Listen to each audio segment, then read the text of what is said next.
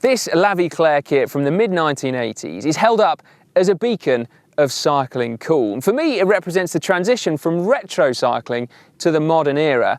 And in no small part, that's down to one of the riders that wore it, Greg LeMond, one of cycling's great innovators, and a man that we should all thank for, if nothing else, introducing cyclists to Oakley glasses.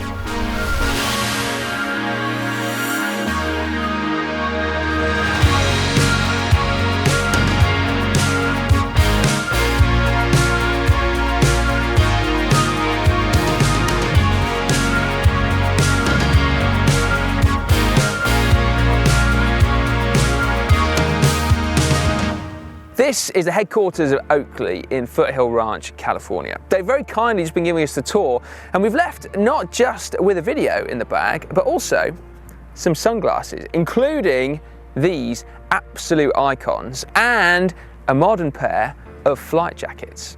But we also have not just those to compare, but some kit as well. Lycra, which you've seen, but also the brand new Jawbreaker shorts, jersey and Aero 5 helmet from Oakley to compare retro with modern. All I need now is a bike.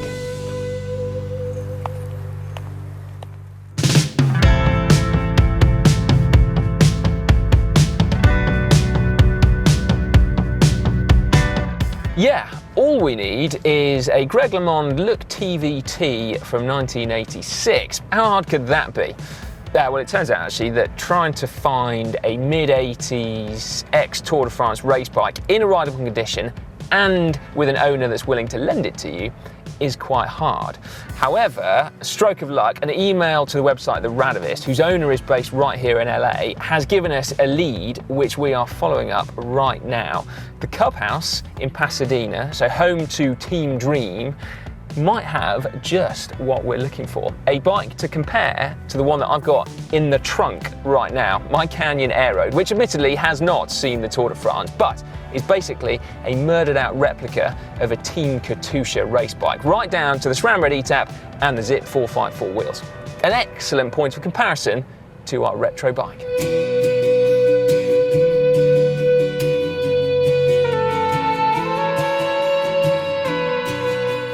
How cool is this place?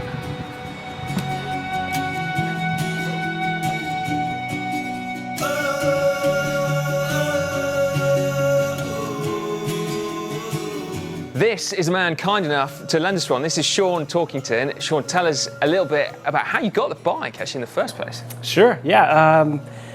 I'd been looking for one for quite some time, and I was looking for a replica, and I'd actually given up after a couple years, and a friend was at a bike swap meet at a local velodrome, and they found an actual team bike that was ridden by Eric Boyer.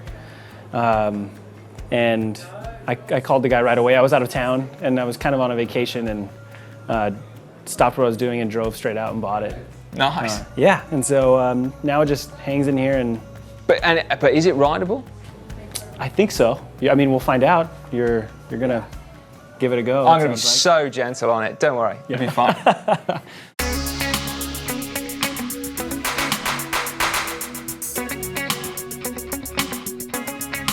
Greg LeMond fans and cycling history buffs, you will no doubt be screaming at your screens right now. And I hear you, this is quite clearly a Greg LeMond from 1992, when Lycra no longer existed and LeMond was instead racing for the super team of the day, Z. But don't worry, I have come prepared. Let's go ride.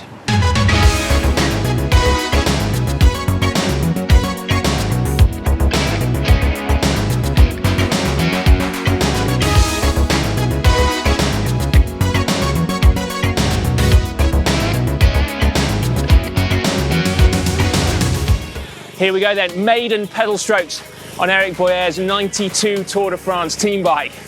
Now you'll notice that my eyeshades have temporarily gone, but don't worry, we'll get back to them and Lycra a little bit later on. They have been replaced though by these equally beautiful Oakley razor blades. And I'm sure there will be cycling historians once again up in arms saying that Greg LeMond was wearing Oakley Mumbos by 1992. And yes, you would be right, but give me a break here, okay? These razor blades came out in 1985, and LeMond wore a pair just like these to victory in the Tour in 1989. The following year, he moved over to these guys, Team Z. And it's fair to say, I think, that this kit probably hasn't had all that many admirers over the last couple of decades. Most people probably preferring the simpler aesthetic of wool jerseys from the earlier era. This stuff being made out of lycra, having taken advantage of sublimation printing, which allows for a more complicated design and, let's face it, more vibrant colours. But you know what? I think that now it looks pretty darn cool, as do these razor blades. Now, I remember from adverts at the time saying that these were the first customisable Oakleys, so you could change the frame and the arms and the lenses to name but just 3 components. And in total, they said that there were over 22 million colour combinations to choose from, which is probably enough even for the most ardent of sunglasses perverts. And it's got to be said, when wearing them, they feel very modern indeed, which is more than can be said for this bike.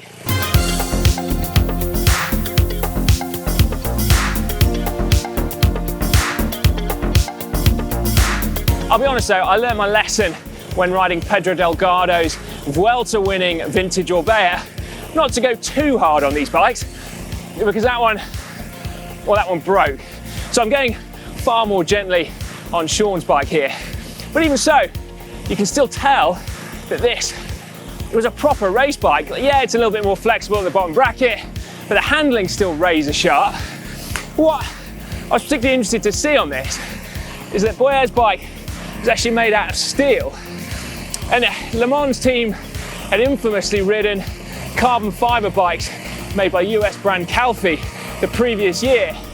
So it seems slightly inexplicable that Boyer would go back to steel for 1992. Maybe it was a comfort thing, because this is a very comfortable bike in spite of the tiny little Vittoria Corsa CX tyres pumped way over 100 psi. Maybe it's the steel frame, maybe it's the aluminium wheels, or maybe it's this really rather comfortable retro saddle. Now, if we're after something a bit more quantifiable than feeling like the handling's good and feeling like it's a bit flexy, you might be interested to know the weight. A quite portly 9.36 kilos, which is a good 2 kilos more than my Canyon Aero. The weight though isn't actually the biggest difference between retro and modern, nor is the fact that this has only got 14 gears as opposed to the 22 on my Canyon, nor the fact that the smallest gear here, this one, is still a really sizable 4221. Although to be fair, it's probably a good thing that it's not got any easier ones, because were I to have to change gear, I may well come unstuck with my down tube shifters as opposed to my wireless electronic E-tap.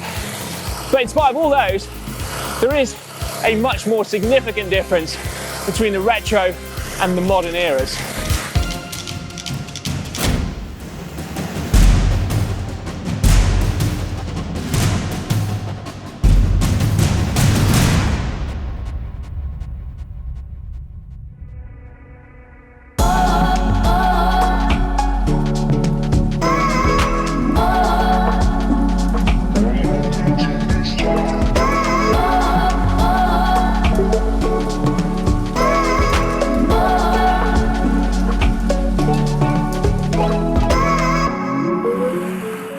Aerodynamics. It's a story that's dominated tech for the last few years, and it's changed bikes and racing forever, far more perhaps than any other innovation from the last 50 years. I mean, this frame, these wheels, even the handlebar and stem all allow me to go faster for the same effort. And if you're comfortable working in watts, at the same racing speed, I'd be putting out about 30 watts less. And it's all done, of course, by careful shaping of the tubes, which they don't really look like tubes anymore, but they're all carefully shaped to allow the air to flow more smoothly over the bike. And yeah, despite the huge increase in surface area of the frame and the wheels, it is still significantly lighter, 2.4 kilos in the end. And that, of course, is down to the different materials used, carbon fibre instead of steel. But that would also underestimate just how far carbon fibre manufacturers come in the last 25 years as well. The types of carbon fibre, and particularly the construction methods as well. A bike, though, is only part of the aero story. Clothing can also make a significant difference. An aero jersey like this one, which is tight-fitting and thoughtfully designed, can make potentially another 20-watt saving over that retro kit from the past.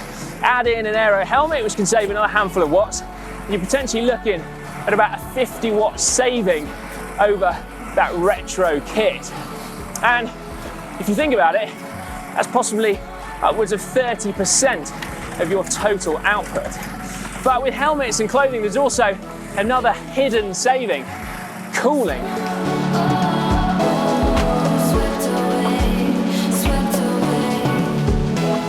Now, despite the fact that an aero road helmet has a wind-cheating design, it will actually end up sucking more air over your head than that retro lid from the 80s.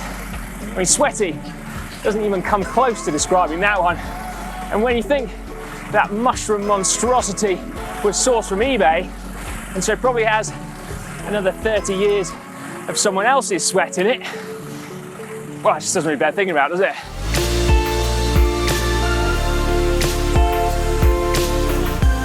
Now, admittedly, helmets were a rare sight in the peloton of the 80s and the early 90s, but jerseys themselves were also ridiculously warm.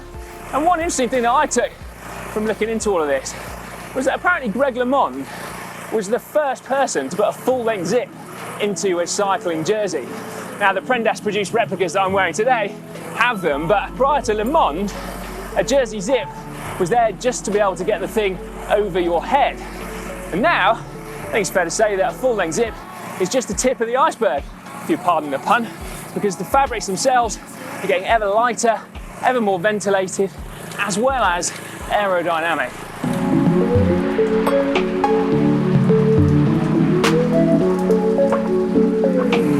Has all of this new tech changed racing though?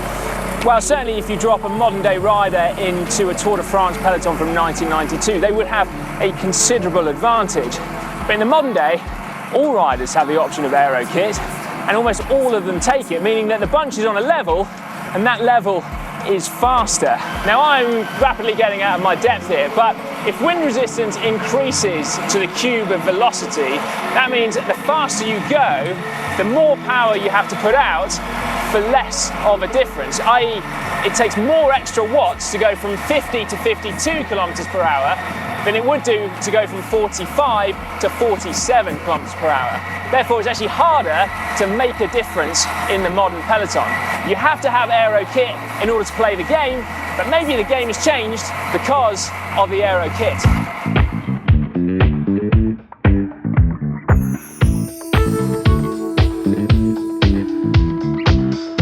Well, yeah, maybe racing has changed, but there is one component of it that definitely hasn't. As important today as it was for Le Mans and Eno and Merckx and Anquetil before them: style. So as promised, that brings us right back to where we started with the Oakley factory pilot Eyeshades.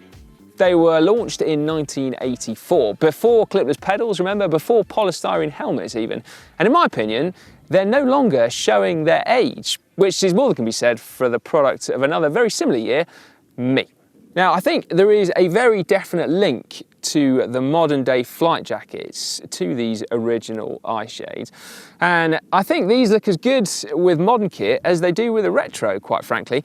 You can probably tell they were modelled originally on the motocross goggles, except they had arms instead of an elastic strap. And there was a little bit of a gap between the glasses and your face to get a bit of airflow going on. But there perhaps wasn't all that much, and so for sweatier individuals, like myself, it was useful that they came with a sweat pad that went along your brow. And that's interesting actually, because there is a very significant difference between these factory pilot Eyeshades and the modern day flight jackets, and that is that I haven't had any problems with sweating, even for me on this really hot day, partly because of increased ventilation behind the lenses, and also because of that cool little advancer nose piece that actually lifts the shades away from your face when you're going at slower speeds.